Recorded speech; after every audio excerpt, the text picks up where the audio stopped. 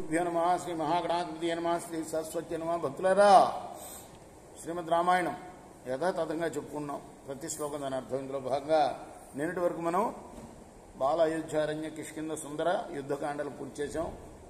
ఉత్తరకాండలో ఉన్నాం. ఉత్తరకాండలో కూడాను 2 సర్గలు పూర్తి చేసి 3వ సర్గలోని 8వ శ్లోకం వరకు చెప్పుకున్నాం. ఈ రోజున 9వ శ్లోకం నుండి కొనసాగిద్దాం. కొనసాగించే ముందు వాల్మీకి మహర్షిని ప్రార్థన చేసుకుందాం. కూజంతం రామ రామేతి మధురం మధురాక్షరం ఆరుహ్య కవితాశాఖాం వందే వాల్మీకి కోకిలం సమర్థగురు సాయినాథ్ మహారాజ్ కీ జై. సతు వైశ్రవణస్తత్ర తపోవనగతస్తదా అవర్ధతాహుతిహూతో మహాతేజాయ ధానలః.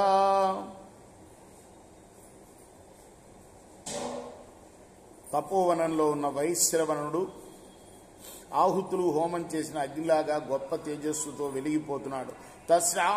తస్యాశ్రమ పదస్తస్య బుద్ధిర్ జగ్నే మహాత్మనః చరిష్యే పరమం ధర్మం ధర్మో హి పరమాగతః. ఆశ్రమంలో నివసిస్తున్న మహాత్ముడైన ఆ వైశ్రవునికి ధర్మమే అత్యుత్తమ గతి కాబట్టి ధర్మాన్ని ఆచరిస్తాను అనే బుద్ధి కలిగింది. సతు వర్ష సహస్రాణి తపస్తత్వా మహావనే యత్రితో నిమైరుగ్రైర్ చకార సుమహత్తప.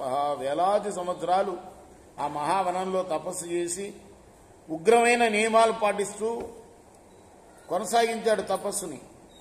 ఎవరు?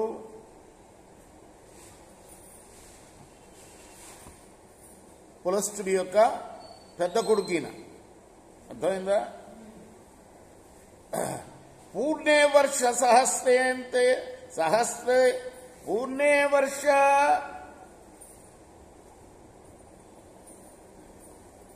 సహస్రేంతే సహస్రాంతే తంతం విధిమ కల్పయత్ జలాసి మారుతాహారో నిరాహారస్తథైవ చ ఏవం వర్ష సహస్రాన్ని జగ్మస్థాన్యేక వర్షవత్. తపస్సుల్లో రకరకాలు ఉంటాయి. ఏమిటవి? ఒక 1000 సంవత్సరాలు పూర్తయిన తర్వాత అతడు నీళ్లు మాత్రమే తాగేవాడు, వాయువునే ఆహారంగా తీసుకుండేవాడు. ఈ విధంగా 1000 కొలది సంవత్సరాలు గడిచిపోయాయి. అథ ప్రీతో మహాతేజాసేంద్రో సురగణై సహ గత్వా తస్యాశ్రమ పదం బ్రహ్మేదం వాక్యం అబ్రవీత్. బ్రహ్మదేవుడు సంతోషించాడు. ఇంద్రుతో కూడిన దేవతాగణాలతో అతని ఆశ్రమానికి వచ్చి అన్నాడు, పరితిష్టోస్మితే వత్స కర్మణానేన సువ్రత వరం శ్వభద్రంతే వరార్హస్వం మహామతే. నాయన, మంచి నియమాలు పాటించి తపస్సు చేసావయ్యా, నీ తపస్సుకు సంతోషించాను, వరము కోరుపోయిస్తాను అన్నాడు. అథాబ్రవీద్ వైశ్రవణ పితామహం ఉపస్థితం భగవన్ లోకపాలత్వం ఇచ్చేయం విత్తరక్షణం. అప్పుడు వైశ్రవుడు బ్రహ్మదేవుతో అన్నాడు, లోకపాలత్వము ధనాధిపత్యము ఇవ్వమన్నాడు. ఎక్కడ ఉంటాడు? ఏ లోకంలో? ఉత్తరం వైపు ఉంటాడు. ఎవరు? కుబేరుడు. ఆయనే వైశ్రవణుడు అంటే. అర్థమైందా? విశ్రవసుని పుత్రుడు వైశ్రవణుడు అని పిలువబడ్డాడు. ఆయన వరం ఏం కోరాడు? తపస్సు చేసిన తర్వాత 1000 సంవత్సరాలు బ్రహ్మ ప్రత్యక్షమైతే నాకు లోకపాలత్వము అలానే ధనానికి అధిపత్యము ఇవ్వమన్నాడు. అథాబ్రవీద్వైశ్రవణం పరితుష్టేన చేసా బ్రహ్మ సురగణై సార్థం బాణమిచ్చేవ హృష్టత. ఆ తర్వాత బ్రహ్మదేవుడు సంతోషంతో అలానే సిద్ధించుకాక అని అన్నాడు. అహం వై లోకపాలానాం చతుర్థం సృష్టిముజ్యత యమేంద్రవరుణానాంచ పదం యత్తవ చేప్సితం తద్గచ్చ బత ధర్మజ్ఞా నిధి సత్వమవాప్ని శక్రాంబుపయమానాంచ చతుర్థస్వం భవిష్యసి. ఓ వైష్ణవుడా, ప్రస్తుతం యముడు, ఇంద్రుడు, వరుణుడు మాత్రమే లోకపాలకులుగా ఉన్నారు. నేను అనుకున్నాను ఇంతకుముందే ఇంకొక లోకపాలకుడిని కూడా సృష్టించాలి అని. కాబట్టి ఇప్పుడు ఆ పోస్ట్ నీకు ఇచ్చేస్తున్నా. 3 పోస్టులు ఫిలప్ చేశా. తూర్పు లోకానికి ఎవరు లోకపాలకుడు? ఇంద్రుడు. దక్షిణ లోకానికి యముడు. పడమట వైపు వరుణుడు. అది ఒకటి మిగిలి ఉంది. ఆ పోస్ట్ ఇవ్వాలి అనుకుంటున్నాను ఎవరెవరికి. నువ్వు అడిగావు కదా, నీకు ఇచ్చేస్తున్నా, లోకపాలకత్వం అడిగావు కదా, ఇచ్చేస్తున్నా, ఉత్తరలోకానికి అధిపతి అవుదుగాక. అలానే నీకు నిధికి అధిపతిగా కూడా నువ్వు ధనాధిపతివి కావాలన్నావు, ఇస్తున్నాను. ఇప్పుడు నువ్వు 4వ లోకపాలకుడు అవుతావు అన్నాడు. ఏ తచ్చ పుష్పగన్నామ విమానం సూర్య సంనిభం ప్రతిజ్ఞానార్థంత్రితై సంతామ్రజ. ఇంకా ఒకటి ఇస్తున్నా, పుష్పక విమానాన్ని ఇస్తున్నా. నువ్వు ఇది విమానం మీద తిరుగుతూ దేవతలతో సమానుడుగా కీర్తింపబడతావు.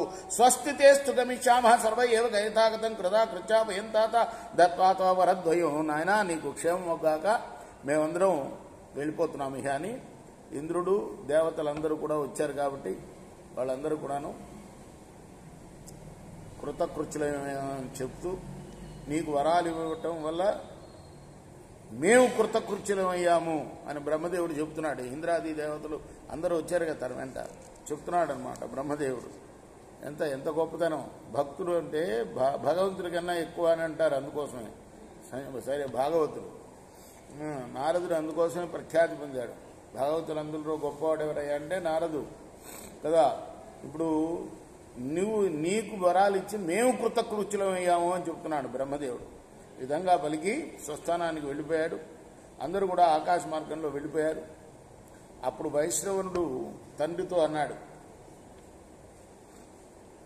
ఎవరు? విశ్రవసుడు తండ్రి. ఎక్కడి నుంచి వచ్చింది మనకి ఇదంతా? ఇంద్రజిత్తు కథ చెప్తున్నారు. ఇంద్రజిత్తు కథ మొదలుపెట్టారు. ఎక్కడి నుంచి? బ్రహ్మ దగ్గర నుంచి పులస్యుడు, ఆయన కొడుకు, పులస్యుడు కొడుకు విశ్రవసుడు, విశ్రవసుడు కొడుకు ఈ వైశ్రవణుడు అంటే కుబేరుడు. ఇప్పుడు కుబేరుడు అయిపోయాడుగా, ధనానికి ఆధిపత్యం ఇచ్చారు కాబట్టి. అప్పుడు తండ్రితో అన్నాడు ఆయన, భగవన్ లబ్ధవానస్మి వరమిష్టం పితామహ నివాసనం నమే దేవో విధతే స ప్రజాపతి. బ్రహ్మదేవుని నుండి ఇష్టమైన వరాన్ని పొందానయ్యా. ఆ బ్రహ్మదేవుడు నాకు నివాస స్థానం ఏర్పరచలేదు.